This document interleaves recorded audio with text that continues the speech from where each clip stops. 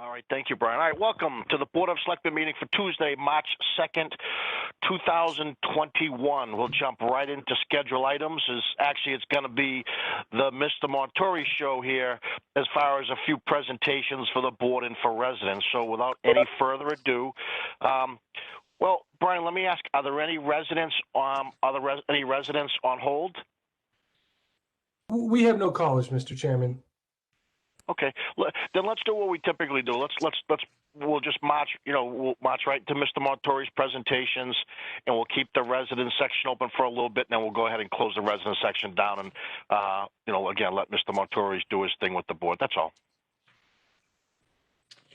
Okay. So I'm going to go through a PowerPoint presentation similar to what I've done in the past regarding enterprise funds, as well as the capital improvement plan for FY22 through FY26. Going to the first slide. I'm just going to work through a couple of definitions that I'll be using tonight. The enterprise funds that I'll be reviewing will be the Telemedia enterprise budget, water enterprise budgets, water capital, discuss water rates, the sewer enterprise fund budget, sewer enterprise capital, again, a recommendation on sewer rates. We'll review the stormwater enterprise budget and stormwater enterprise capital, and again, review the stormwater fee for FY22. And then we'll end the presentation with the capital improvement plan for FY22 and FY20 through FY26. I sent out tonight the full document of the capital improvement plan that has all of the narratives from department heads, as well as some summary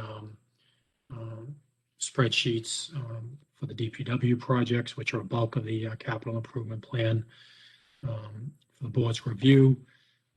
Tonight's presentation is a lengthy presentation, but it's a lot of the presentation the board has seen in the past. So do a review of it tonight. The board can digest what we went over tonight, and we can review again at a future meeting. Brian Gilbert and Kevin Hardiman are with us tonight to answer any specific questions in regard to the capital improvement plan and enterprise funds as we go through the entire presentation. First, this slide that we're looking at right now just provides some definition of an enterprise fund. An enterprise fund essentially is a separate accounting and financial reporting system within a community for municipal services, and we charge a fee in exchange for those goods and services. The enterprise funds that we have within this community, specifically for water and sewer, we fully recover all of our costs included in the enterprise fund. Sewer does have 50% of the debt within the general fund, but that's the only other cost that the general fund incurs for the enterprise fund. The reason why you adopt an enterprise fund is you want to identify the total service cost. Those who use the service will pay for it. It's a useful way of managing services and costs. We get to retain any income or surpluses within the fund to go back into the service. It allows us to prevent any deficits within the general fund, and there's still Department of Revenue oversight of these funds, and you still need town meeting oversight from a budget standpoint. There's always this myth that enterprise funds are out on its own with no oversight, but each year town meeting does approve the budget. The Board of Selectmen review the rates, and the Department of Revenue reviews the enterprise funds after they close out at the end of a fiscal year, and they are audited no different than the general fund. The town did establish a sewer enterprise fund in 2002, a water enterprise fund in 2005, a telemedia enterprise fund in 2016, and the most recent is a stormwater enterprise fund in 2019.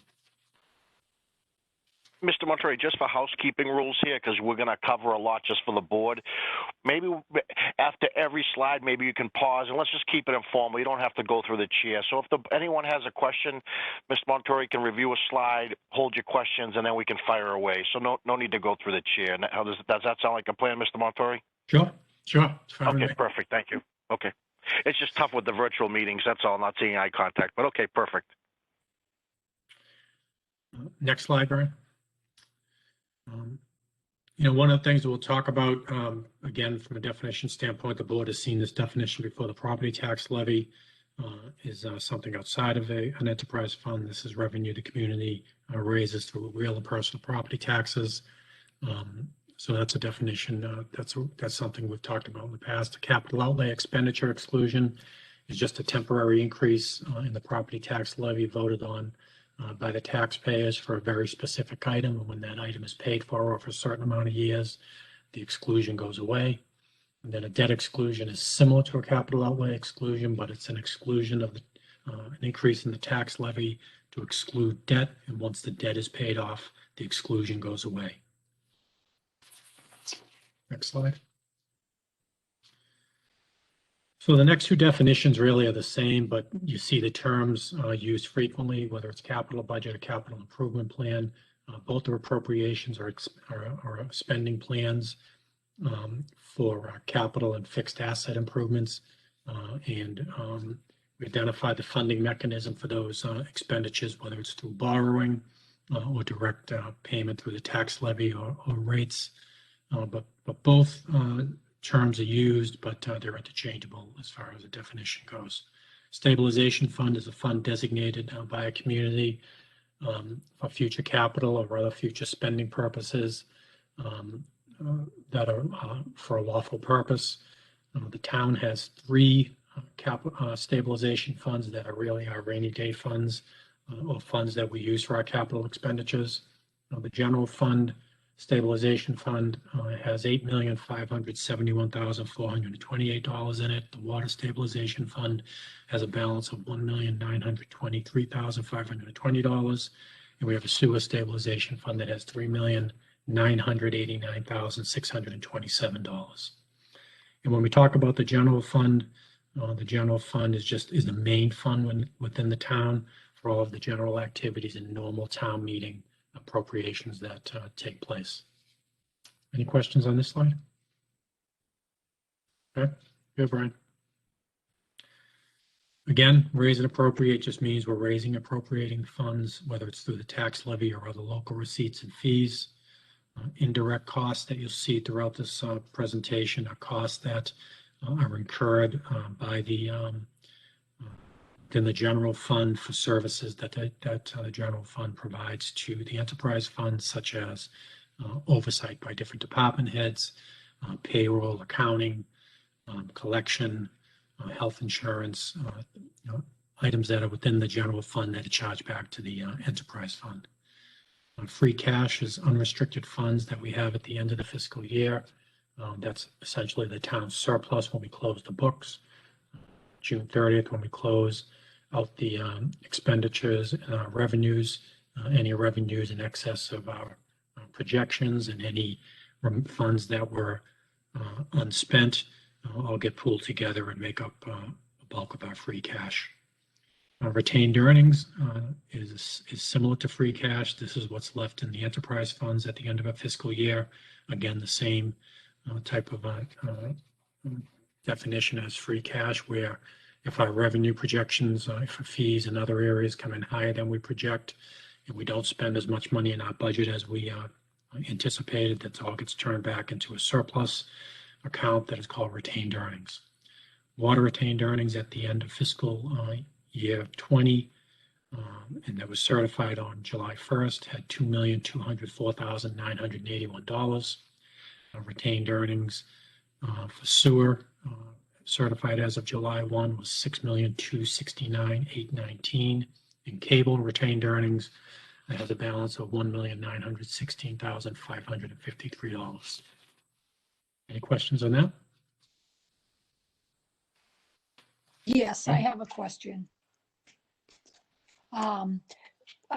when on the slide before this, when you talked about the balance of the stabilization fees, the money that is the retained earnings for this present fiscal year that you're showing on this slide is in account of, is a part of that total, correct? No, the stabilization fund and retained earnings are separate. Okay.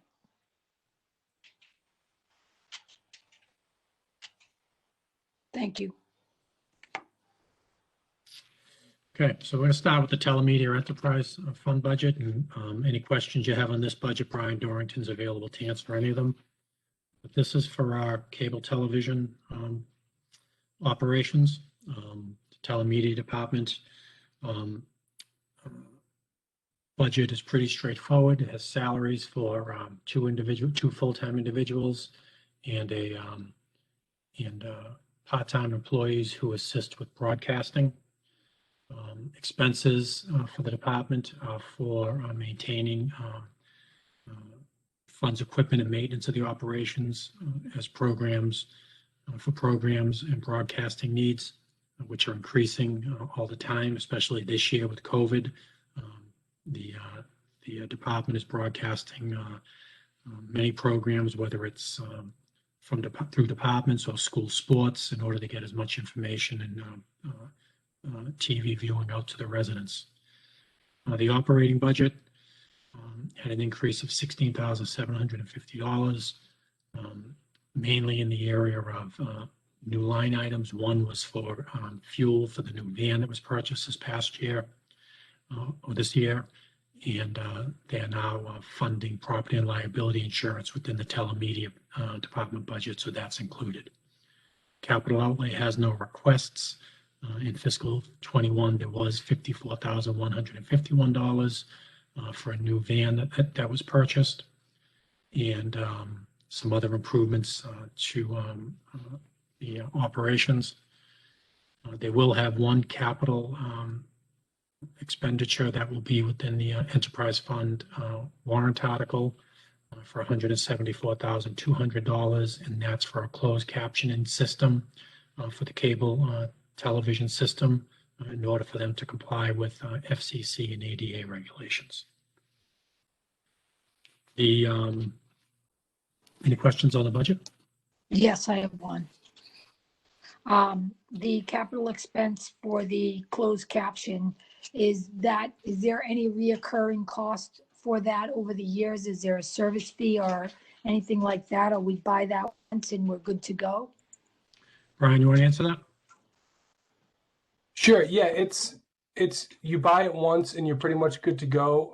For the first few years, there's the protection plan included. You can choose to purchase it after that. I think it's only like, $1,500 to $2,000 a year, but that wouldn't take effect this fiscal year because it's included for the first few years. Great. Thank you so much. Sure. Appreciate that. Mr. Montori, I have a question. And, yeah. Oh, I'm sorry, Ms. Ronick. Nope, go ahead. Ask your question. I bet you it's going to be the same question I have. Go ahead. I'm sorry. I thought you were done. So with regard to the cable franchise fee under the revenue portion, does that include the PEG grant, or is that just the 5% or whatever, 3.5% for the revenue from the ratepayers? Yeah, from go the to the cable? next slide, Brian. Just I think it shows it there. Sure. That's for everything. The revenue that you see. I'm sorry, the previous slide, Brian. Go back. That's for everything, Jane. Okay, so that includes the PEG grant and your Verizon contract is good through how many more years? They're only doing 5-year I contracts. think it expires, and Brian, correct me if I'm wrong, because we've been negotiating it. This year is the last year. That's correct. Yep. And we've pretty much wrapped up negotiations with them. It hasn't been approved yet by the board, obviously, but we're very close. Okay.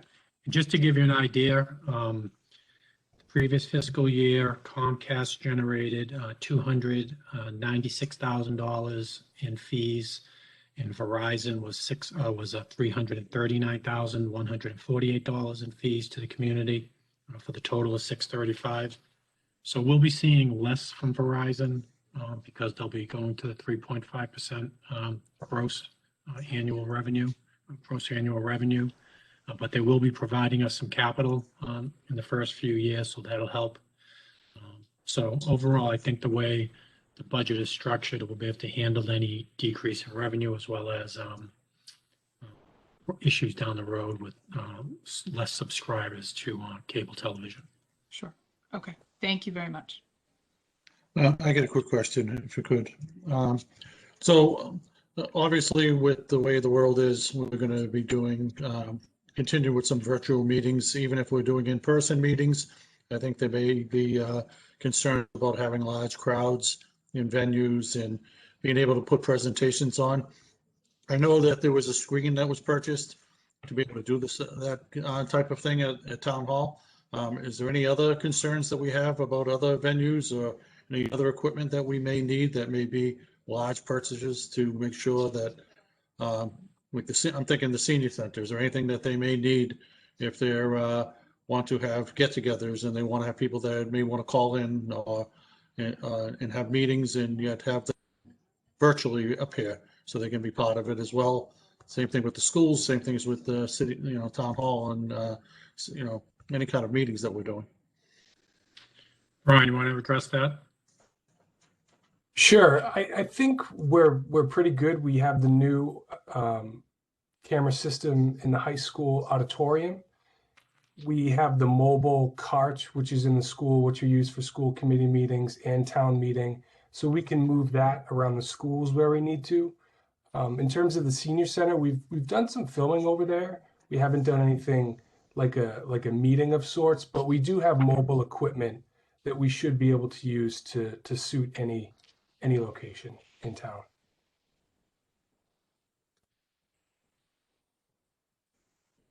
Okay, all right. I just had that concern. Like I said, I think there's going to be, we have a reopening hopefully coming in our near future. I know things are changing and, just keep those considerations in the background of what we may need and what, I just don't want to, have to wait till find out we need something and not have it when we're getting to that point. So, whatever budgetary needs we have, I'd like to hear it up front. That's all. But thank you.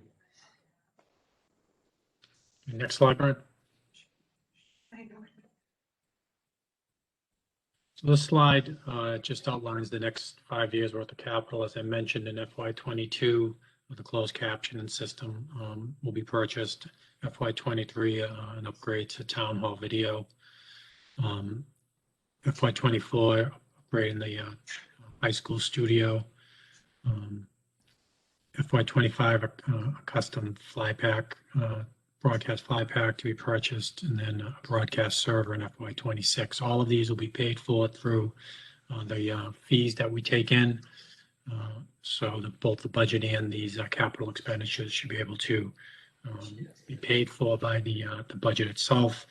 And the plan is to keep retained earnings either increasing or where they are as just available if we need it in the future. And that's the Telemedia budget. Mr. Montori, just quickly, does the school also have a telemedia budget as well? No, everything goes through this budget, but the school, we utilize the school's studio. They may have some operating budget in there for their own media reasons, but from a cable television standpoint, this is the entire budget. Okay, very good.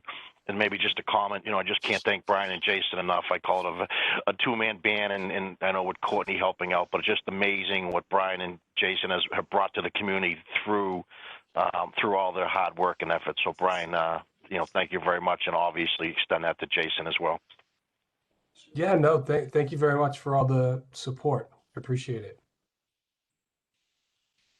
Well, the next budget's enterprise fund that we'll go through is the water. The water enterprise fund is broken into two separate budgets. The first is water distribution budget that we'll go through. Water distribution budget Salaries for the staffing has increases for step increases and longevity changes. The increase that you see in the budget for FY22 is mainly due to sick leave buyback due to a retirement. Everything else is just for step and contractual obligations.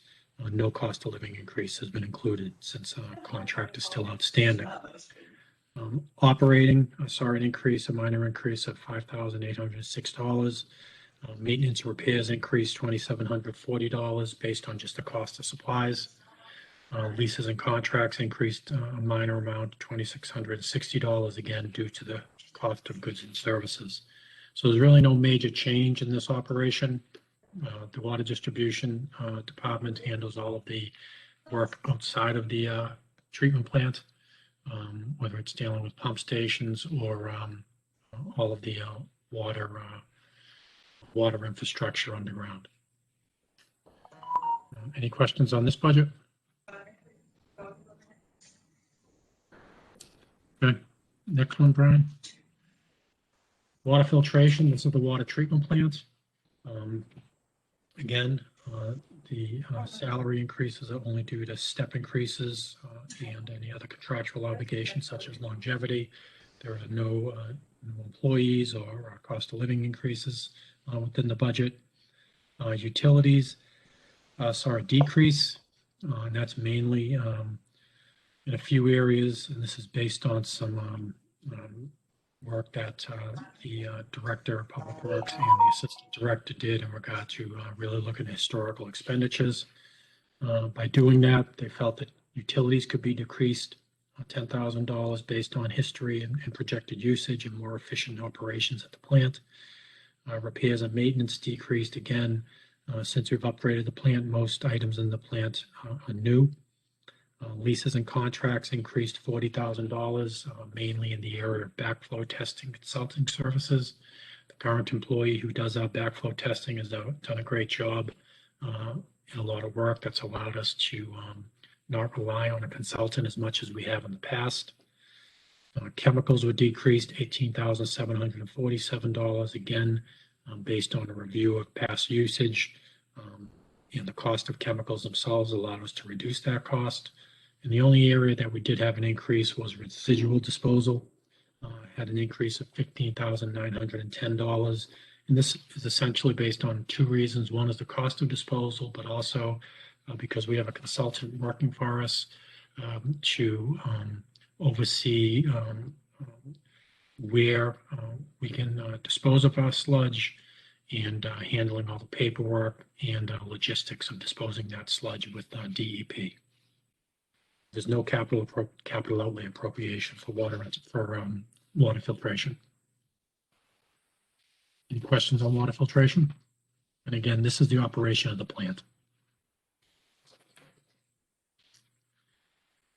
So when you combine, the next slide combines both enterprise budgets together for salaries, expenses. At town meeting, we fund a reserve fund for any extraordinary unforeseen expenditures. We set aside funding for occupational health and OPEB, and then debt service, which has increased $99,000 based on borrowing that we plan to do and money set aside within the enterprise fund debt for the possibility of a DPW/school maintenance facility. Indirect costs, these are the allocations we set aside for the indirect costs that are within the general fund. They're increasing $35,591. Any questions on water enterprise budgets? Mr. Montori, I have a quick question. Mm-hmm. And this is, I'm seeing the reserve fund, 25,000 last year and this year. And I saw the reserve fund last budget for the cable enterprise. Can you just elaborate on that, on what that is, that expense? Sure. Those are funds set aside or appropriated in case we run into any emergencies or deficits that need to be addressed during the fiscal year that are not appropriated within the budget. In order to expend from the reserve fund, you need finance committee approval, and it's truly for emergencies or unforeseen expenditures. And if there are none, then the money doesn't get spent. And in the enterprise funds, there's very rare times that they're spent. Thank you.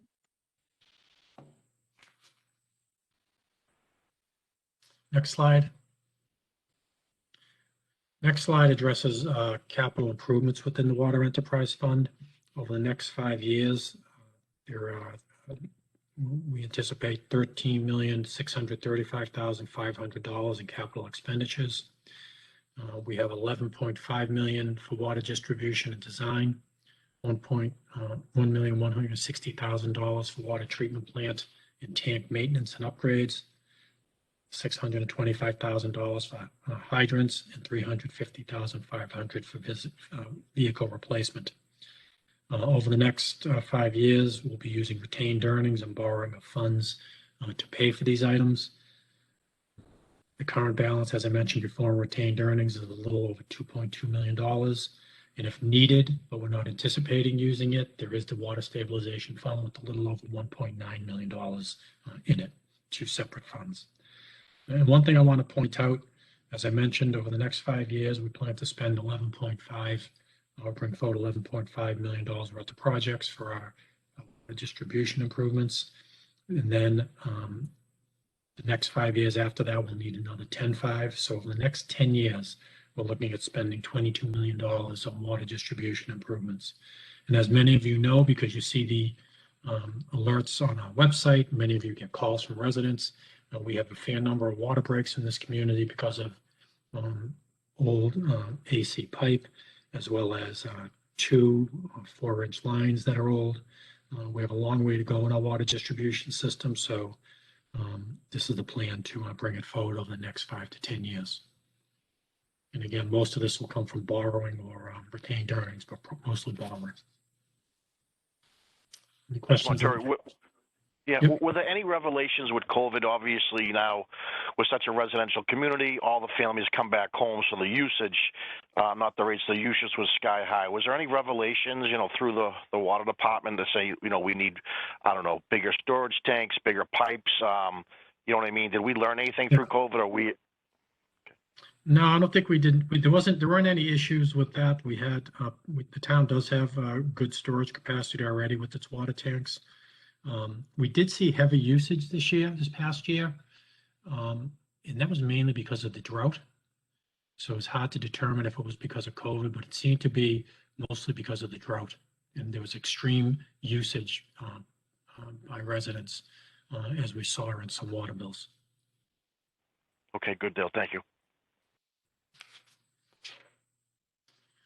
Next slide, Brian. So in that should be fiscal 22. Sorry about that. We plan to spend a little over $3.5 million in the Water Enterprise Fund. 3.1 million is going to be for water distribution projects. We're going to borrow 1.5 million and use 1.6 million in retained earnings for water distribution improvements. We plan to spend $125,000 on hydrant replacements, $160,000 on water tank maintenance and design. 100 of that is going to be pushed off to the fall, so we'll bring 60,000 forward in the spring, and then $172,500 for vehicle replacement. We plan to buy a new backhoe and a new loader. Backhoe will be split with the Sewer Enterprise Fund, and the loader will be split with the Highway General Fund. So the total use of retained earnings for FY22 will be $2,057,500. Any questions on this year's capital improvements? I just have a couple of questions, specifically on the vehicles. I know seems like every year we have a budget and we're getting new vehicles or we're replacing the vehicles, and I get the preventative maintenance of what we're doing, but it just seems like we keep getting them. And is there anything that we can do to refurbish any of the old ones, or is there anything that we can do to, are they past their useful lifespan, or, you know, what's going on with them that we, you know, we need a new backhoe, we need a new, you know, it just seems Yeah. like each year we get one. Yeah, so couple things with that. One is usually when we bring them forward, they're past their useful life. Sometimes what will happen is we'll bump some of the older equipment that we replaced to reserve, and then whatever was in reserve prior to that gets bumped out completely. You know, they do take a lot of wear and tear based on the usage of the various departments. And then remember this past fiscal year for FY21, we didn't buy any new equipment with the exception of, I think, a couple of vehicles for water and sewer, but these items were pushed a year. So we're almost a year behind with our vehicles because of COVID. We held off on a lot of major purchases. But everything we bring forward really is based on review by the assistant directors, the director, and the mechanics determining what is useful. A few years back, we did try refurbishing equipment, and it just wasn't cost effective to do it. So we stayed away from it and just kept the machines in reserve and bumped the oldest out. Now, when we're doing this, are we taking consideration for other departments' vehicles as well? So if somebody else has a, you know, backhoe, or somebody else has a, you know, if there's a, you know, do we have a, you know, I'm just trying to think of what we may have over at the school, or what we may be using, you know, DPW, the water department, the facilities, you know, we're using something to clear snow over the police department or the fire department, you know, and if they have something that's a little bit older, making sure we're going through everything to make sure we're getting rid of the worst before we replace something. Yeah, sometimes mostly, you know, old cruisers might get pushed to other departments that may need them. But usually when you get into the DPW items, the ones that we're bumping out really have gone past their useful life and probably have safety issues. As you know, Mark, a lot of they take a beating with sand and salt, so they become really unsafe to operate. So if there is a need from another department that we can identify, we would do it, but that doesn't always happen. Okay, no, I just, like I said, if the need is there and we need it, I want to give people the equipment to work and do their job properly, especially safely, and get us, you know, everybody wants their roads swept, the snow cleaned, and everything that needs to be done, especially when we're going to get into rain season soon, and we're going to be clearing catch basins and doing all that. So I want to make sure they have the equipment, but I just also want to make sure that we're looking at all departments. I know Vinny looks at all our facilities, but I just wanted to see if somebody looks at all the equipment throughout the town to make sure that that's being reviewed as well. Definitely. And just as a note, the water distribution projects that we'll be focusing in on for fiscal 22 will be the construction of water main upgrades in the Bay State Road neighborhood area. This will be phase 2. So that's the area they'll be focusing on.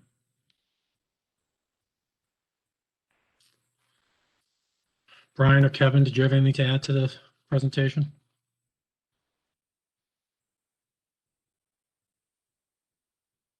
No, you handled it quite nicely, Richard. Okay. Kevin, anything? No, I don't have anything to add. Thank you. Okay, next slide. Could I ask a quick question, Mr. Sorry Montori? about that, Brian. Yep, sorry No, about that. that's all right. A lot of Brian's. The borrowing, so is that, it looks like 1.5 million. Will that come on the annual town meetings? That where that's coming in front of? Yes, all of these projects will come forward in the annual town meeting warrant. Coming up. Okay, thank you. This slide just gives you an idea of the amount of debt we have compared to as a percent of budget. I always show this slide because we do have a high amount of debt service in our enterprise funds, which really drives a lot of what the rates are.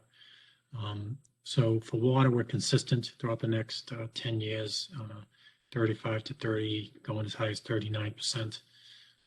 But this just gives you an idea how much of our enterprise is made up of debt.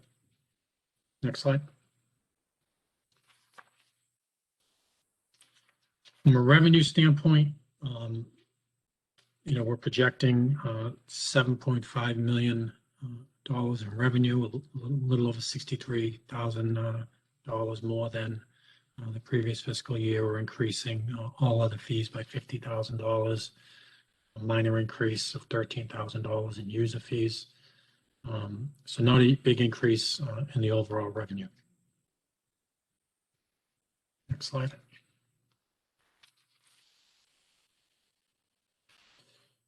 This slide went all over the place. This just gives you an idea what our revenue is compared to budget each year. Just shows that that revenue takes in enough to pay for our budget. I'm going to fix that slide. Okay, next slide, Brian. So then water rates, how we're going to pay for the water enterprise fund. Just the impacts and assumptions on the FY22 rates. Rates are not increasing for FY22. Water usage for revenue projections is based on actual usage for August 2019 billing, December 2019 billing, and April 2020 billing. This was pulled out of our munis reports and based on usage for all of our tiers. The annual water usage is projected to be 641,863 million gallons, a reduction from the previous fiscal year by 7.5 million gallons. And that's based on, again, usage of the residents in commercial properties. Collection rate, we're projecting at 95% as we did this year. And then the rate projection includes annually borrowing $2 million for water distribution upgrades for most years, with the exception of FY22, where borrowing 1.5 and using 1.5 for retained earnings. So that's all built into the rates. And again, the rates are not going to be going up. Next slide just gives you an idea what the rate structure is and 0% increase. Excuse me, Richard? Yep. Can we go back to the previous slide for a second? Thank you. Yep. So first of all, I appreciate that you repeated twice that the rates are not increasing, and this is the second year for us, correct? For water, it's the third year, and for sewer, it's going to be the fourth year. Yeah. Okay. Wow. All right. That's great. And the other thing, have we seen an impact on our collection rate due to financial difficulties with COVID? It's a little bit too early to know right now because people still have time to pay, but based on what I looked at for revenue, it looked like we're doing pretty good. Okay, great. Thank you. I appreciate that. And just lastly, I'm thrilled that the rates are not going up, but I just want to, as a member who's been on this board for quite some time, when I first got on the board, I think that the rates hadn't increased in, I think it was close to 10 years, and that put ourselves in a problem. So I'm really thrilled that our rates are not increasing, but I appreciate the way that we're looking at this and making incremental changes as we need to. So at some point, there is going to be a need to do that. Yeah, I mean, it looks like there's going to be an increase starting next year based on the projections. So you'll start to see that go up, especially as we start borrowing more for water distribution. Thank you. So on the next slide, that just gives you the idea of the rates structure that we have in place at 0% increase. The next slide, Brian. So again, no change. This next slide just gives you an idea of the 90,000 gallons is what the Department of DEP, Mass DEP uses for the average water usage within the state. Because of the amount of multifamilies that we have, we've always looked at 55,000 gallons a year being more of the typical. So that just gives you an idea what the average cost is in the community for each of these tiers. Next slide. And then now this information is old and it hasn't been updated yet, so I'm still using it. The MWRA didn't send out a new survey. And then there's an engineering firm that does a survey every couple of years that hasn't sent out their new survey yet. But based on 90,000 gallons a year, the state average in 2017 was $595. MWRA's average was $616 in 2018, and ours is currently at $911. Now, it's just important to know when people see the state average being only $595, there's a lot of factors that go into what other communities charge for their rates. The general fund might subsidize their enterprise funds more than other communities or more than we do. So it's hard to determine what's built into their rate compared to ours and how much debt they've taken on. We've taken a lot of debt over the last 10 years, and we will be taking on more going 10 years forward.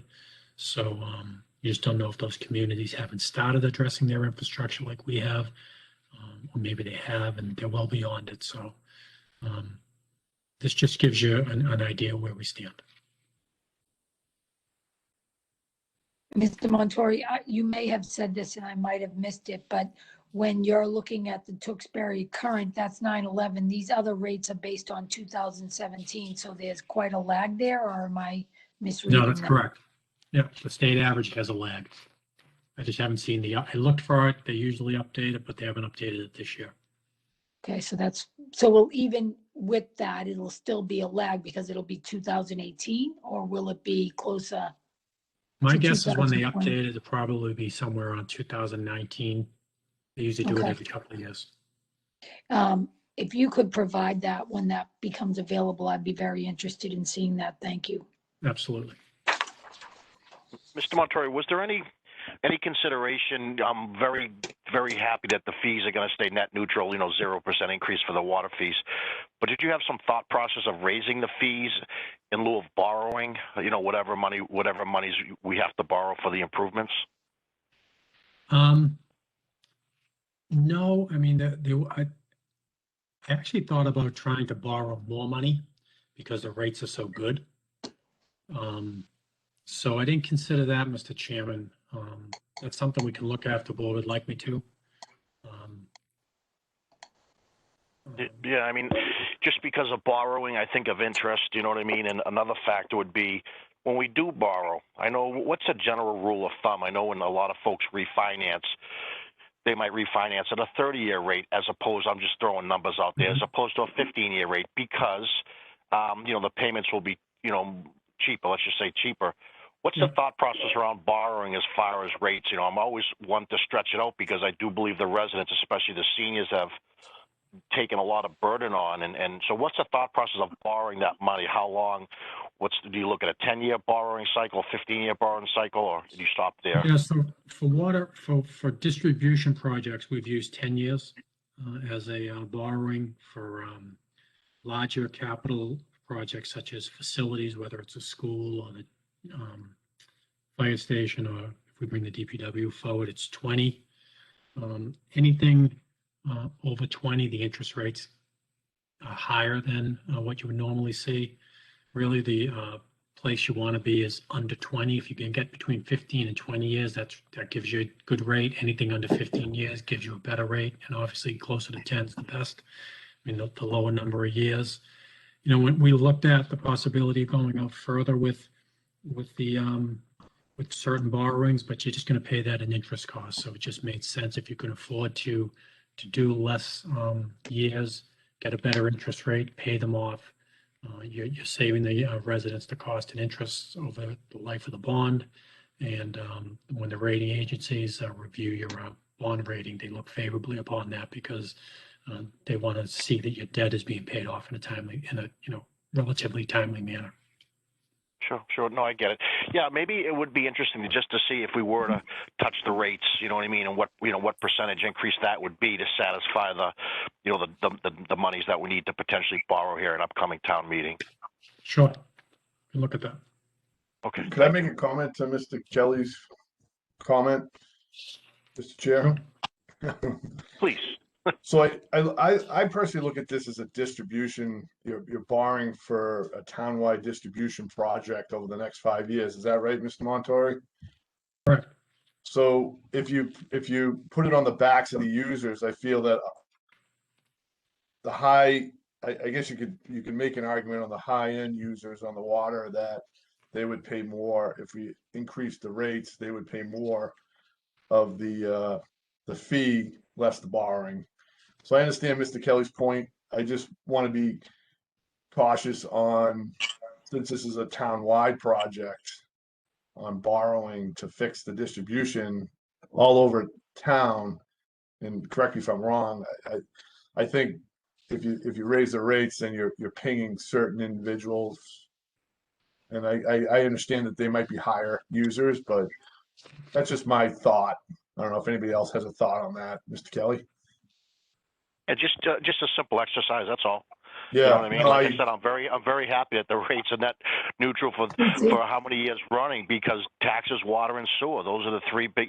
Throw sidewalks in there as number 4. But so just looking, just making sure we look alternative ways. Maybe it's not cost effective, to your point, but I think it's an exercise worthy of maybe Mr. Montori pulling some numbers together. That's all. Yeah, I just want to bring that point up, and it's a good exercise, and I appreciate your comment, Mr. Kelly. Thank you. I think the next section, sewer enterprise.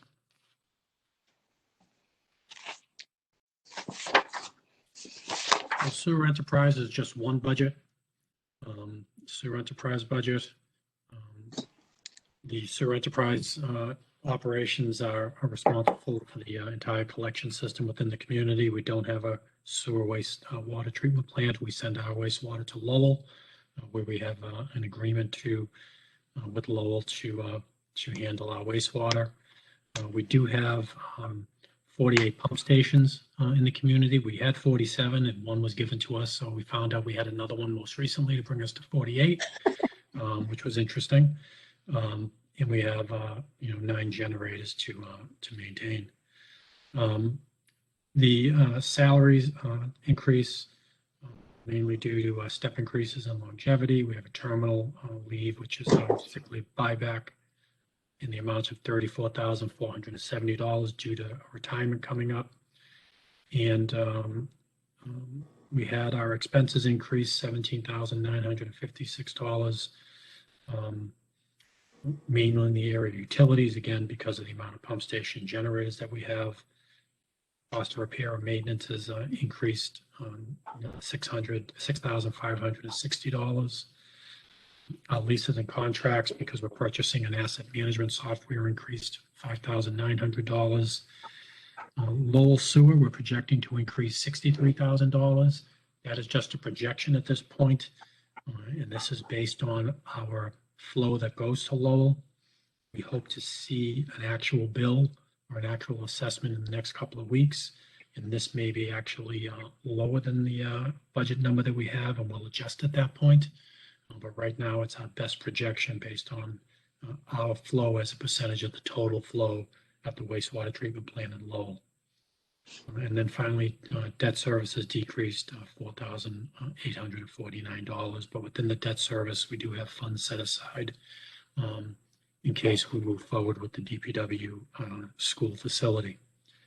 Indirect expenses increased, again, $21,146. These are the costs allocated to the enterprise fund from the general fund.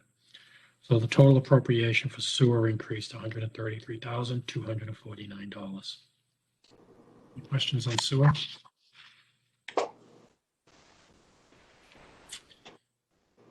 In addition to the operating budget, on the next slides are capital. Our capital over the next 5 years, a little bit over $3 million. We're going to spend $1,450,000 to improve our inflow and infiltration, which is our I&I controls. By improving this will allow us to keep only wastewater going to the wastewater treatment plant in Lowell and not have any inflow from other areas such as drainage or runoff going into our sewer system. So the plan is to use this money to tighten up our system. We'll have $1.3 million over the next 5 years for pump stations $250,500 for fleet and equipment replacement. The capital improvements for FY22 specifically, addressing inflow and infiltration with $50,000, $325,000 for sewer pump station improvements, and $72,500 for fleet equipment maintenance. Now, what's important to note is we're going to spend money we have from Pulte Homes, which is in a gift account to address $375,000 worth of sewer improvements for our pump stations and inflow and infiltration controls. And we're going to use retained earnings of $72,500 for fleet equipment replacement within the sewer division. The Pulte Homes was a gift account set up as part of a mitigation account that an agreement that we entered into with Pulte Homes for connecting to our sewer system because their properties are in Andover. I think the total mitigation that we received was around $1.6 million, and we're still using those funds to address sewer capital. And again, retained earnings are going to pay for the equipment, but retained earnings are also going to be used within the sewer enterprise fund to help offset debt costs. The plan is to use $900,000 from retained earnings in FY22 to reduce or offset our debt service costs because they're so high in the sewer enterprise fund. And by doing that, we'll be able to keep rates again from increasing. Any questions on this page? Next slide gives you an indication of our debt service as a percentage of our enterprise fund. So we're about 56% of our debt service right now is as a percentage of our overall enterprise budget. As you can see, it decreases over time as we pay off our sewer debt. What's interesting to note, this is only 50% of our sewer debt. The other 50% is in the general fund. If it was all in the enterprise fund, our rates would be much higher and this percentage would be much higher. Next slide. This is our revenue projection for FY22. We're projecting $6.8 million in revenue, mainly through user fees, which are increasing $79,374. Our total increase in revenue for FY22 is projected to be $167,000, mostly coming from the increased use of retained earnings to offset debt. This is the overall revenue stream that we're going to be using. Next slide. Again, I'm not sure why this slide did this, but this gives you an idea of the budget that we have each year and the revenue we have for sewer. And that's we've been able to stay within the revenue each year. So we don't have any deficits. This just gives you an idea of that. And again, each year for the last couple of years, we've used retained earnings to offset debt, and we'll be doing that again for the next 6 years to help offset debt to stabilize our rates. Now to go into rates more specifically.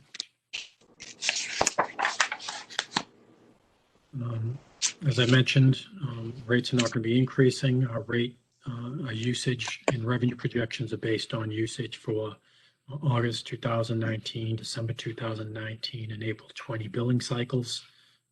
That's a good year and a good usage to look at. Usage for FY22 is 510,993,000 gallons, an increase of a little over 2.9 million gallons, and our collection rate is 95%.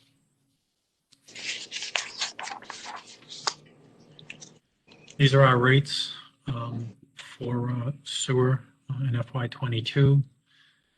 What's important to note is the proposed sewer rate for out-of-town and exempt properties gives you an indication of what the town's sewer rates would be if the general fund didn't subsidize 50% of the debt. It'd be somewhere around those rates, maybe just a bit lower. So that gives you an idea of what the subsidy is doing for the rates. Next slide just Mr. gives you, Ms. Stronach, you didn't advertise that the rates did not increase again. I'm disappointed. Well, I was gonna wait, and you turned so fast, and Okay. the other thing is, this slide always, I know that there is an incredible amount of debt, but we are in, we do have our entire town sewered, and I thank you, Mr. Chairman. No, I think that, well, this has been, listen, that's a thing, the debt's so high, and I think over the last bunch of years, we try to neutralize it as best we could, and that this is a demonstration of that, so. Okay, And- thank you. And we have, the town manager has been pretty successful at, rebonding that, and has gained, and for both the sewer and the water, Spot on. gained leverage. yeah, I think it's important. One of the Yeah. important things to note in the previously we had more debt shifted on the tax levy. Yep, And because of some of the things that we did over the past few years, that this board did, we were able to shift that back off the tax levy to save the taxpayers money on the average tax bill. We put it back on the rates, and we still were able to keep rates stable by using retained earnings in a smart way. So at one point, there was more than 50% on the tax levies in regard to debt. I think there was an additional $740,000 per year. I think that year we dropped the tax by, I think the average was 50 plus, kept the rates Correct. Even. The next slide just gives you an indication of the average bills in the community at the different tiers. For an average usage throughout the town, it's $833. The typical usage, $437 a year. Next slide just again compares the state average. These averages lag behind because there's been no updates to them. Our rate is more in line with the state average and the state median. We're below the MWRA, which is good. But again, every community is different based on how their general fund subsidizes their enterprise fund. Next slide, the last slide for sewer. Just some comments. So 73% of the potential users in the town are connected to sewer. In FY11, they were 62%. So over the last 10 years, about another 10% came on. We'll need to just keep an eye on future debt service as it goes down. It's still high, but probably in 6 to 8 years, you'll start to see that decline more rapidly. Projections in the future years, we're going to see increases, as Selectman Stronach mentioned. We've had a few years of no increases, but that's not going to be forever. So we should be prepared to see increases in the next few years, so we don't have a big spike down the end. But as long as we're seeing retained earnings and more people hook into our sewer system, that helps keep our rates stable. Every year we try to improve upon our rate projections, which we'll continue to do. We'll continue to manage our retained earnings to offset debt, pay for capital improvements so we don't have to borrow. The last two items, out-of-town users and state hospital users, are two areas we're going to need to monitor. If Andover ever decides to run a sewer line in the area of Dascom Road, and those out-of-town users decide to hook into Andover, that's a revenue stream that we'll lose, so we need to be conscious of that and be prepared if that happens. State hospital usage right now, they generate in our projections about $615,000 a year in revenue. They probably provide more than that because they don't have the greatest wastewater system. They have a lot of drainage that goes into their system that impacts their flow.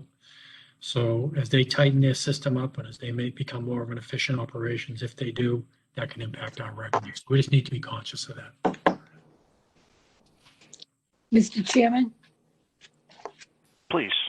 Before, I know we're going into stormwater, before we get off of sewer, again, as somebody who's been looking at these for a long, long time, I have to say that it is really great. I know that 32 is a long way out, but when I first started looking at these, they were going up instead of down. So I feel like there's light at the end of the tunnel here. So thank you, Mr. Montori, for You're giving welcome. me the 10-year projection on the downward trend for a change. And just one other comment on this. I know when we're talking about these, how we've been able to keep the rates level, but when we look at the total numbers, when we're compared to other communities, you know, that's what everybody looks at the end of the year. It's like, you know, other communities are paying less for their water and sewer. I understand that, but there's a light at the end of the tunnel that, you know, we did infrastructure improvements and we're paying it down instead of just putting it off on the next generation and paying it down. We're actually being fiscal responsible and trying to pay this off so that eventually the rates continue to stay balanced, or if they do raise, minimal. What I would like to see when we do a next presentation on this is what's happening in the other communities, because that's one of the things that shows, like, the MWR rates are lower than what we're paying, or somebody else rates are paying lower. But year after year after year, they've been increasing and catching up with us because we have not been increasing them over the last couple of years. So little by little, it's coming down and balancing out. So if we are in the position that we have to do some sort of small increase in the future, I'd like to see what the percentage is that we're increasing compared to what the MWRA is increasing in those balances, because I think that will show that even though it, you know, somebody hears an increase, they're like, why are we increasing? Compared to what is going on in the other communities, I'd like to see that and let the residents see the whole picture of what's happening, and then they'll understand, you know, what the plan is and what we're trying to do. So thank you. Mr. Montori, maybe I'll just comment on that. I think, Mr. Crowd, I think Mr. Montori said it earlier, you know, listen, we all look left and right in other communities and watch other board meetings that helps us and strengthens us. But to Mr. Montori's point, everyone's infrastructure is in a different time frame, a different cycle, a different life cycle. You know, we, Tewksbury, took the burden on for the last 20 years, you know, as a community. But to Mr. Montori's point, very challenging to compare community versus community because everyone's in a different life cycle with their infrastructure or what have you. So I just want to caution on that side. That's all. No, I understand that, but we're at the point where our infrastructure is already in there. And the reason that some of the other rates in the other communities are lower is because their infrastructure has been in there for much, much longer. But what happens is when you have infrastructure in for much, much longer, you have to replace it.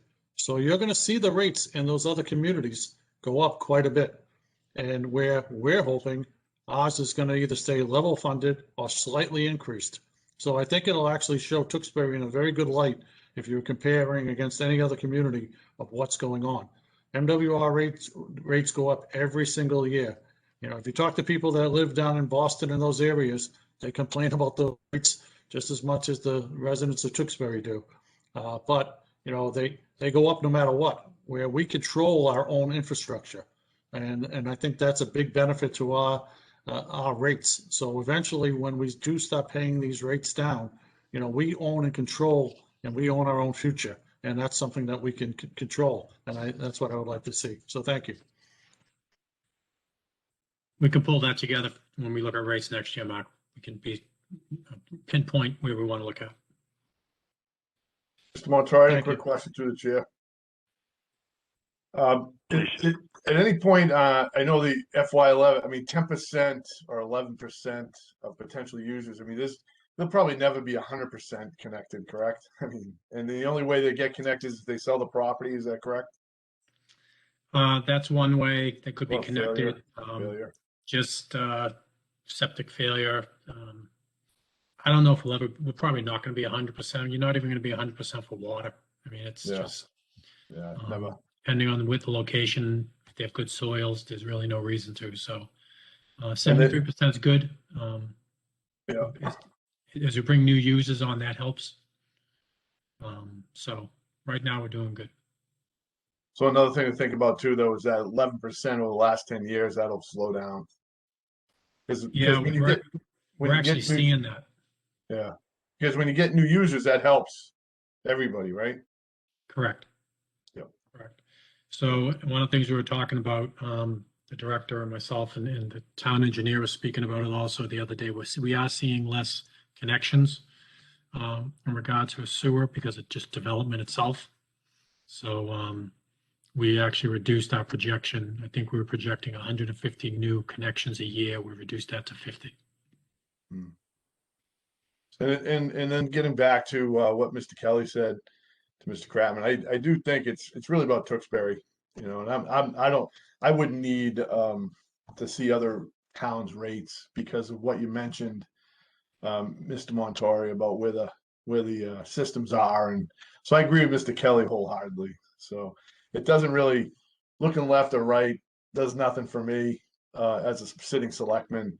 I like to see what we're doing in our town, and I think these 8 bullets are what we should be focusing on, not what everybody else is paying. Thanks. Stormwater. Okay, so this is, we're moving into our second year of the Stormwater Enterprise Fund. So far, the first year has been very successful. Town engineer and his project managers have done a great job with it. The budget that you see in front of you has no salaries, as we said there wouldn't be for a stormwater. The expenses focus on stormwater permit compliance, maintenance, and repairs of the system. The only new addition to the budget is developing a phosphorus source identification report that will cost $35,000. Other than that, the remaining parts of the budget stay the same to address similar issues, whether it's catch basin cleaning or street sweeping, addressing illicit discharge,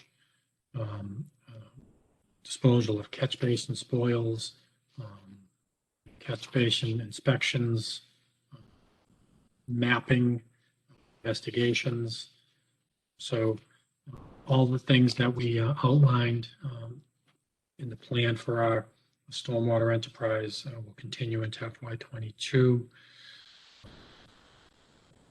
The budget stays the same. The revenue projection stays the same from fees. Go to the next page in this slide. Just kind of gives you a review of how we develop the fee. Tewksbury charges a flat fee for the residential parcels. 3 or fewer units is based on a billing metric called equivalent residential unit.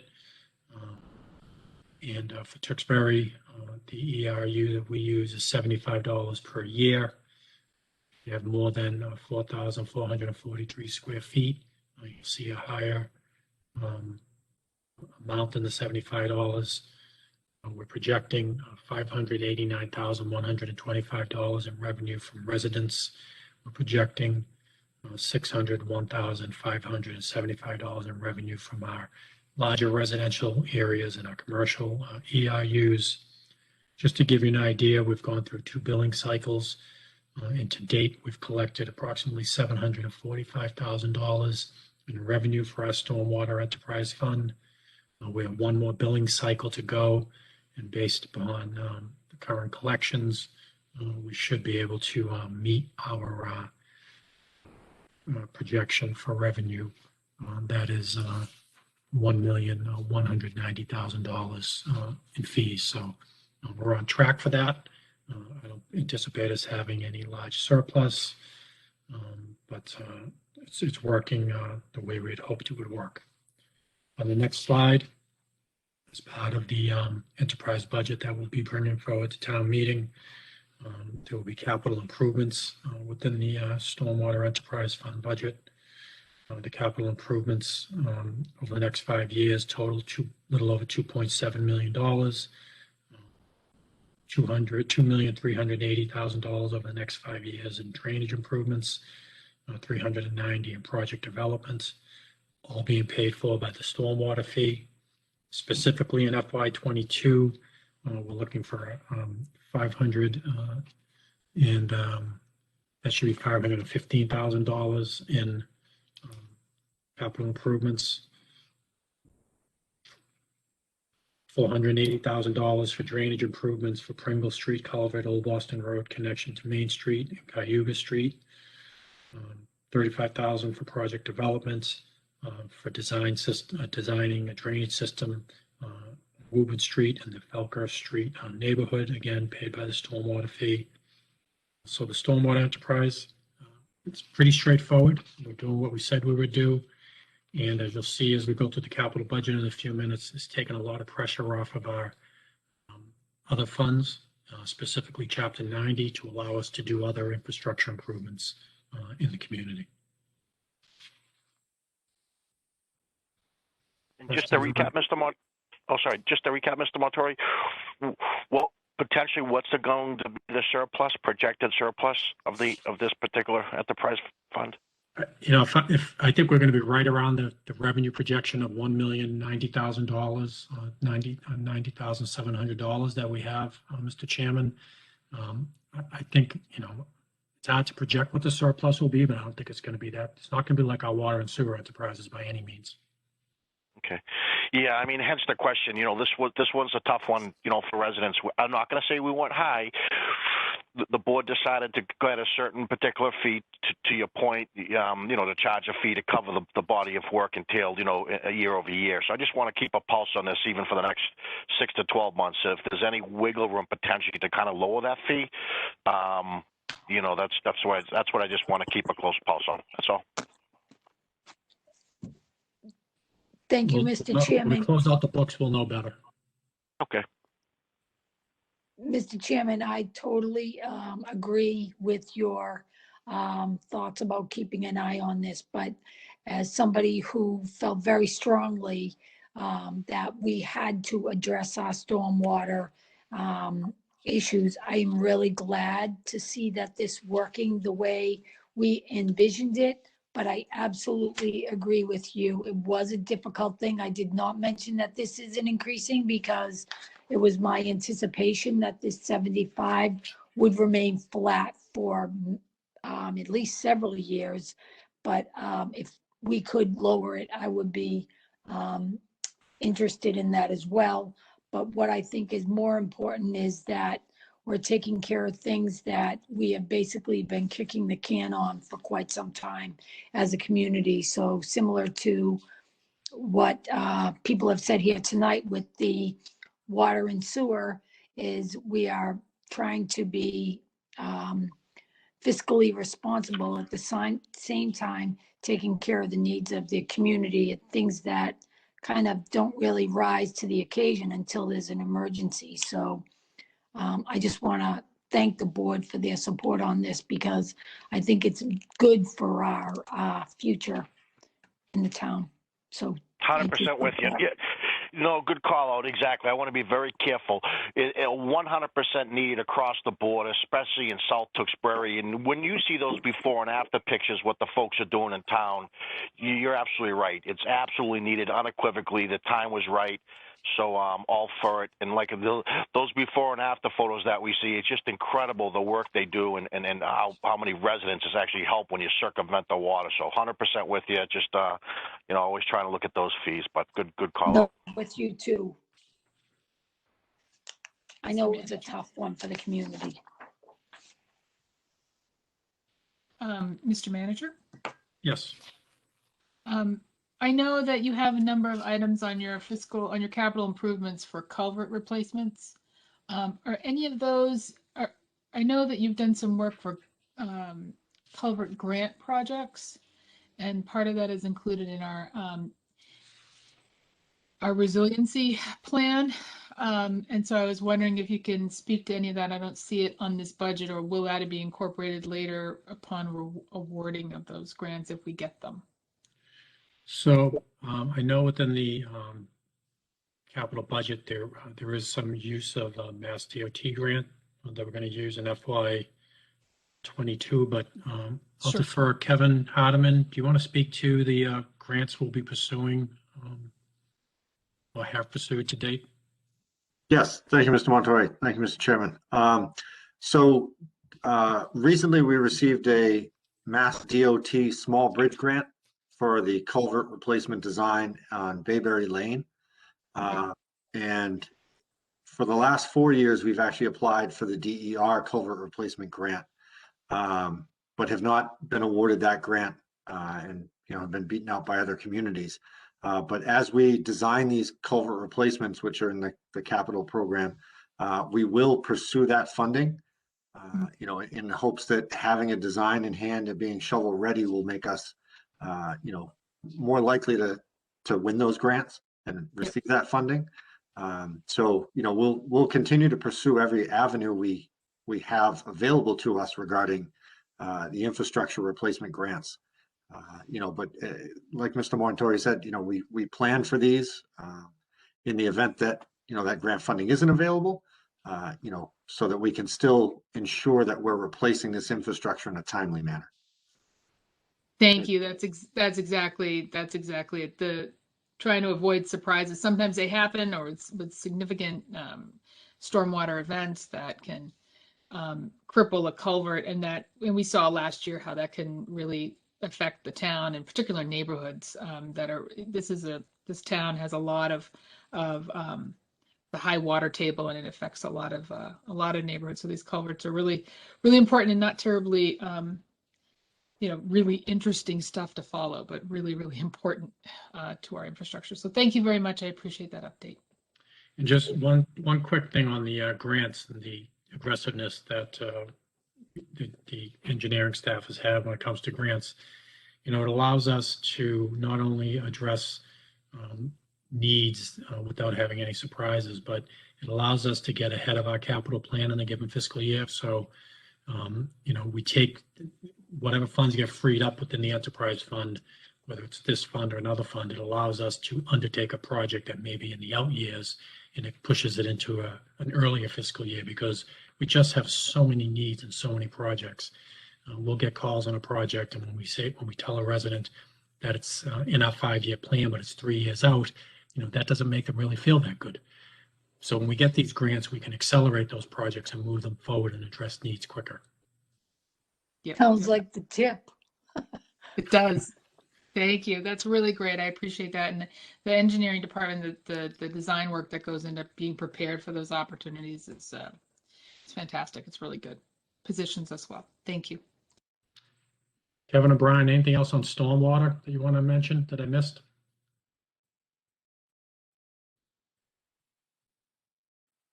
I don't have anything else to add. Thank you. Same, yeah. Richard, you did a good job. Okay, we'll move in to the capital budget.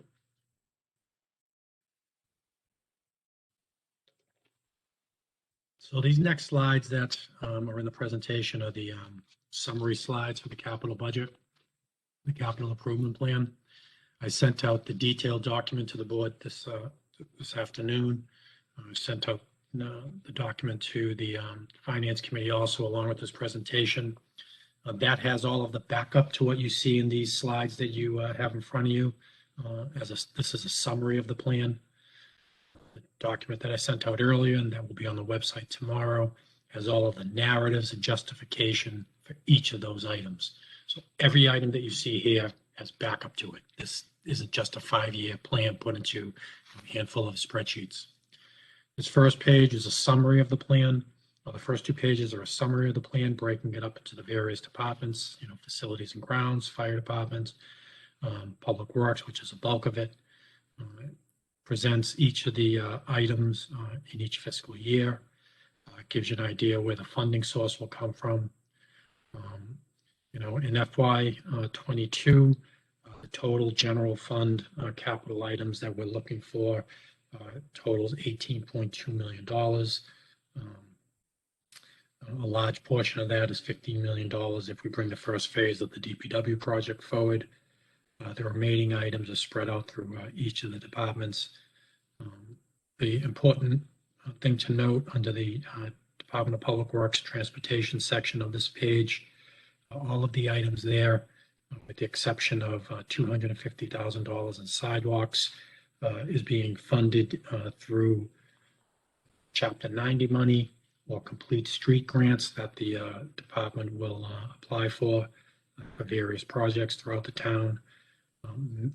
It's important to note that these projects probably would not have been brought forward if we didn't have the stormwater enterprise fee in place.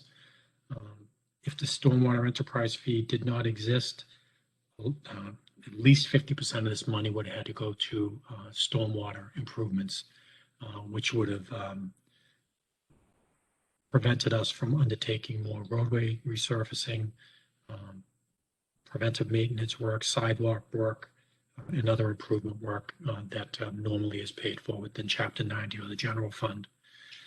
It's also important to note that the sidewalk line item here, we're looking to fund $870,000 in sidewalk improvements in FY22, $250,000 coming from the stabilization fund, and the remaining coming from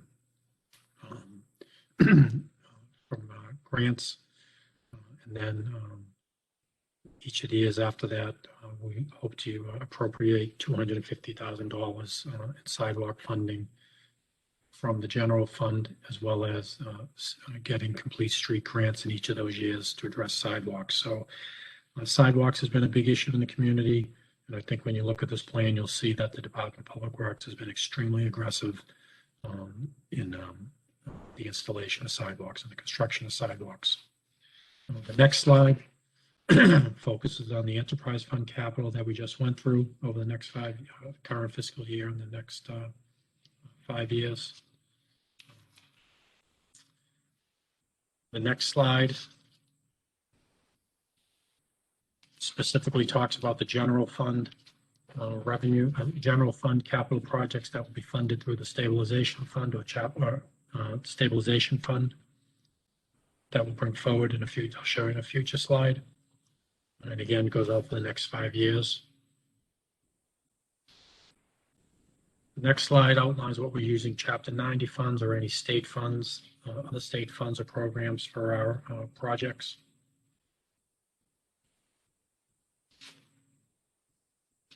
Again, if we didn't have the stormwater fee, we'd be doing a lot less work in these areas and have to divert some of the funding to drainage.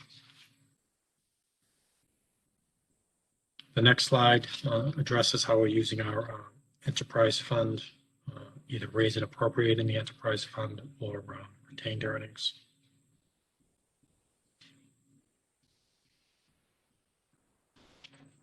Next slide outlines the borrowing in the general fund, which is mainly for the DPW school facility. We're hoping to bring phase 1 forward in October. We have funds set aside in the general fund budget for debt service, as well as in the enterprise funds for debt service. If the economy looks good, when we get to October town meeting, we hope to bring at least phase 1 forward, maybe even phase 2, depending on how things look. Next page is the capital budget for the water,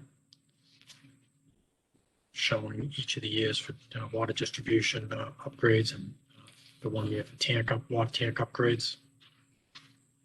And then the final page is just a summary of all of the projects for the life of the for all of the funds on an annual basis and in total.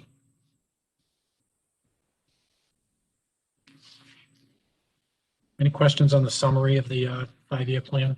I know I went through that fast, but it's truly an overview of what and I went through a lot of it with the enterprise funds already. I have a quick question. Really briefly, on the water tank improvements, if you can just go back to the water tank improvements, is that to both of the tanks, or how many tanks are we looking at for the tank upgrades? So we're looking to do cleaning on 4 of the 4 tanks. Okay. Cleaning and painting, and then Astor Street tank will have the improvements. I was thinking about the Astor Street tank. Okay. Because then that's in a kind of in a neighborhood, everybody sees it. So, Yep. okay, yep. Is that correct, Brian? Just, Yes, that's correct. It's the Astle Street where that million is projected. Okay. okay. You move forward in the slides, Brian. Right there. So this is what we're projecting to bring forward at the annual town meeting using the stabilization to fund these items. The stabilization fund, as mentioned before, has a little over $8.5 million in it. We're looking to replace, to purchase these following pieces of equipment within the DPW general fund, as well as $250,000 for sidewalks. For the fire department, we're looking to purchase a new rescue truck and a new ambulance for the department. And then for police department upgrades, we're looking to do three main areas: upgrades to the gym, upgrades to the training facility, and upgrades to the video system within the department. Again, all of these items would have been brought forward last fiscal year, or many of them would have been brought forward last fiscal year, but were pushed off due to COVID. So that even with these items, we'll have a little over 7.1 million in the stabilization fund for any future needs, whether it's capital or any unforeseen circumstances. So this will be brought forward at town meeting. And I know we said this before, Mr. Montori, as far as the fire, the equipment. We're actually going to have our delegation in probably March 23rd during a selectmen meeting. So the senator and both reps. So, I know we have to bring these forward to town meeting, but I'd still like some type of potential reimbursement, I think, of the state hospital and the many calls that both fire and police attend to.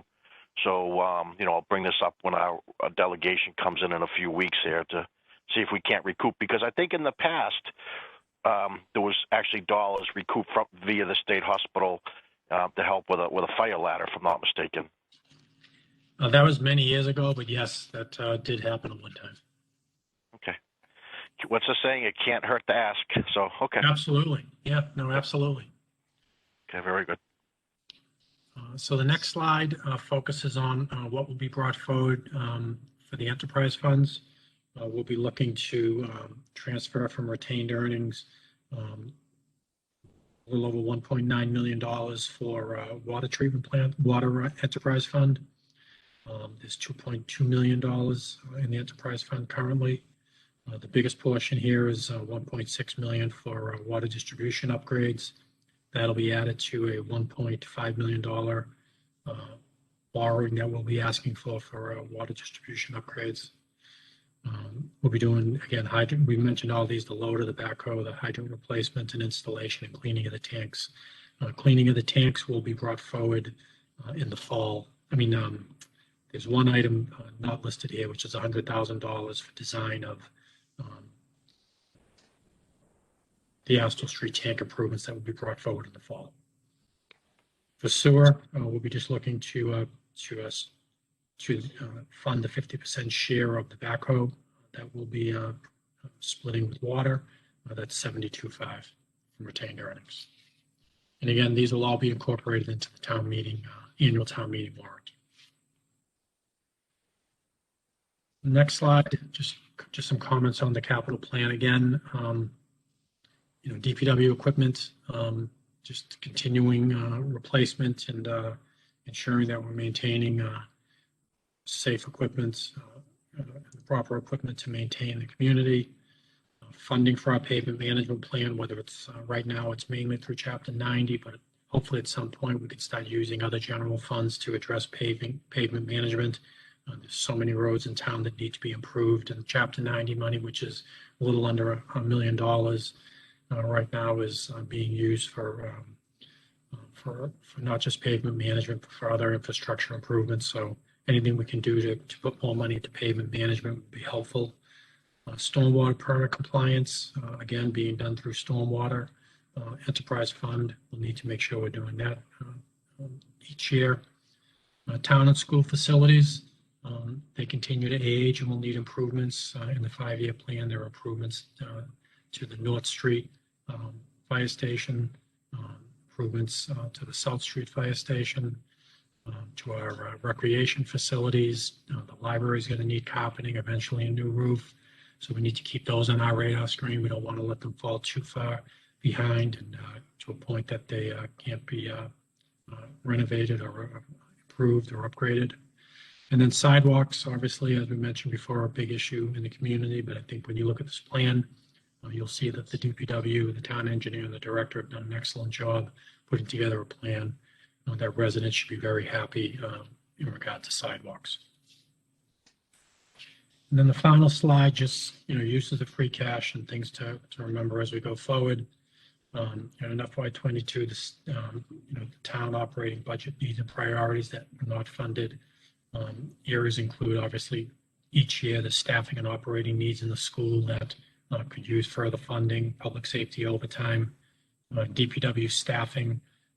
We don't have a large DPW department to maintain our infrastructure in the community. Senior center needs, whether it's additional programs for the seniors, transportation, staffing to help with transportation needs in the departments, something that we always talk about. And then there's just ongoing infrastructure and facility maintenance that we could use more funding for on an annual basis. Capital improvements and equipment that were not addressed in this capital plan for FY coming up in May that will be pushed off to the fall. One of them is a couple of them are in facilities and grounds. In the fall, we'll be coming forward with equipment and upgrades to the skateboard park. This is a priority of the facilities and grounds director. We didn't want to bring the money forward in May because we don't want to do the work until after October. But he has pricing and plans ready to go to improve the skateboard park. We also want to get funding for carpet within the library, not just next year, but over the next few years. New flooring in the town hall annex. The senior center needs new atrium lights that we'll bring forward in the fall. As I mentioned, the Astle Street tank renovations, $100,000 will be brought forward for the design to begin on that. And all of these will be addressed in October. They're just not ready to bring forward in May. We'll set aside certified free cash for our snow and ice deficit. $600,000 will be set aside next year for any FY22 snow and ice deficit that we might have. This year we set aside $600,000, and as of last week, we were in deficit approximately $440,000. So hopefully we don't hit the 600 this year. Knock on wood. But it's close. Any available funds that we have after July 1st that we can appropriate or utilize to help move forward with the DPW and school facility will be a priority for us because that's our last major building to address. And we'll want to do that hopefully in the fall for phase 1. And my hope is to even go further than just phase 1. And then just in general, having free cash and other available funds to address all of our town and school facilities, equipment and infrastructure, that may come up that we just didn't identify going into this budget process. Something always comes up after town meeting or after July 1 that, for lack of a better word, is a surprise that we want to address come May. And that is it. I appreciate your patience. Thank you. Very thorough. Questions from the board? All right, Mr. Montori. I think you have a little more business left on the agenda. Yes, we have one more item. It's in regard to outdoor dining, provisions under COVID-19 order number 50. Okay. I think Steve Sadwick's on with us also. He put together a memo that he provided to me in regard to outdoor dining and the extension of the local liquor license permits to allow for outdoor dining. He's getting requests already from a variety of businesses in the community that want to have outdoor dining. So similar to what we did last year, I'd ask the board, in order for us to speed up the permitting process, I'd ask the board to delegate authority to the town manager to approve extension of local liquor license permitting to allow for outdoor dining. And for the summer of 2020, all applicants will be required to go through the same approval process that they did previously, or they always do, which is going through the departmental checklist to ensure that everything that is required is in place. They'll have to meet the tax compliance check that we normally do. Building permit fees would be waived for things like tents. The only new thing we're going to do, and Steve, if you want to talk about this a little bit more, would be a parking analysis will be included. Because some of these outdoor extensions of their permits take up parking, so we want to ensure there's enough parking and safety issues in place. But, as outlined in this memo, essentially delegating authority to the town manager to approve the licensing and the permitting to allow restaurants to have outdoor seating. Steve, was there anything else I missed or anything I missed? No, I think that pretty much covers it. And just to go over that parking issue, it's really when we had last year, the restaurants, when we were doing the outdoor dining, weren't operating at all, interior operations. And then they phased in the 25% capacity. So now the capacity is starting to move upwards, which means, or no, there's no capacity limitation anymore. It's only social distancing. So we may have more seats inside, and the parking is tied to the seats that they have inside. So we may be going over capacity for what the parking was originally provided for. So that's just kind of my concern, is I think we should look at it on a case-by-case basis to make sure that they're not adversely affecting either their own lots and spilling out into neighborhoods, or where they're in some of these tighter strip plazas, that they're not affecting some of their abutting businesses. But I don't foresee it being an issue.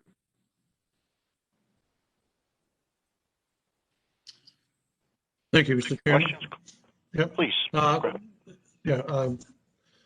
First I want to thank Steve for doing the yeoman's work on this when this happened. He stepped up, and when businesses needed help, he took all the calls. I think it was working well because the business is going to have the same question this year they had last year.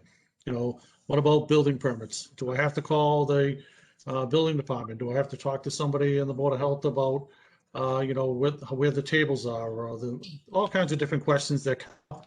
And having one central person that can talk to each department instead of going to, and that's where the confusion can come. If somebody's calling the building department, or calling the Board of Health, or calling somebody else, not everybody else may not be on the same page. So I think this works well. And I agree with the parking, with the parking part of it also, because a lot of the tents were up where maybe some of the handicap access may have been. And so, and we did that because people weren't entering or using the facilities. So now if the tents are going up someplace where they did have handicap ramps, or someplace where they were using to get into those things, all those considerations have to be taken. And, where the tents usually are, they're in the front of the building. Are they relocating the handicap access for people to get into the regular building?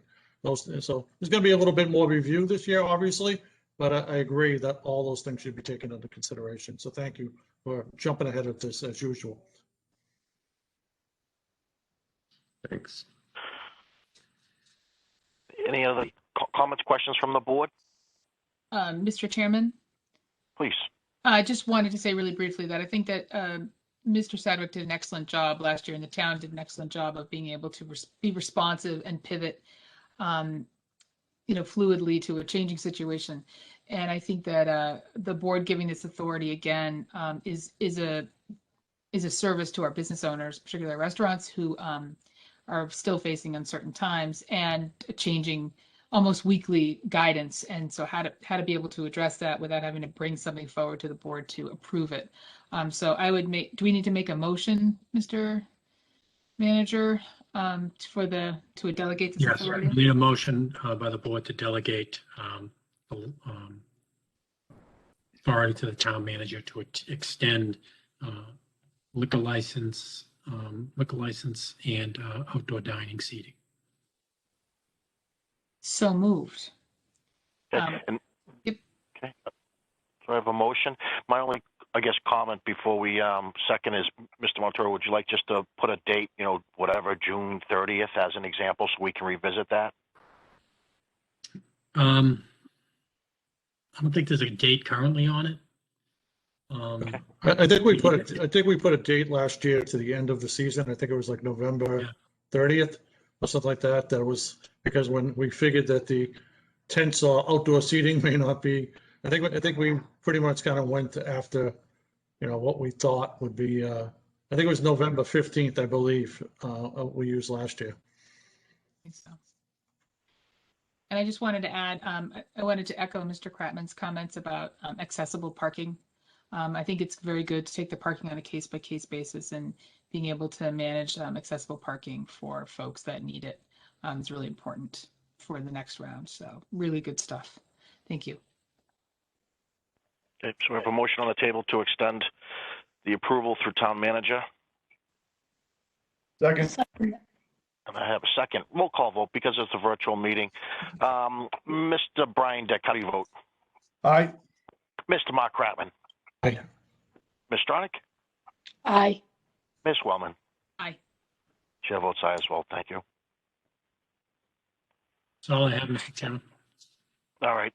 Very good job, Mr. Montour, as usual. Okay, let's, I don't think we have any minutes. Listen, we're going to have a quick turnaround. We have another select board meeting, March 9th, but we wanted to get this in there because there was a lot of heavy lifting to review. So we can hold off on board member reports unless anyone on the board wants to highlight the residents now. We can wait till March 9th, next Tuesday. Sounds good to me. Okay. All right, very good. With that, I'll look for a motion to adjourn, please. So moved. this year. Second. Okay, I have a motion and second by Ms. Wellman. Roll call vote. Final one tonight. Mr. Brian Dick. Aye. Mr. Mark Kratman. Aye. Ms. Stronach. Aye. Ms. Wellman. And the chair votes aye as well. Thank you very much. Thank you, Thank Mr. you, Montori. everyone. Take care. Thank you, Good Steve. night. Bye-bye.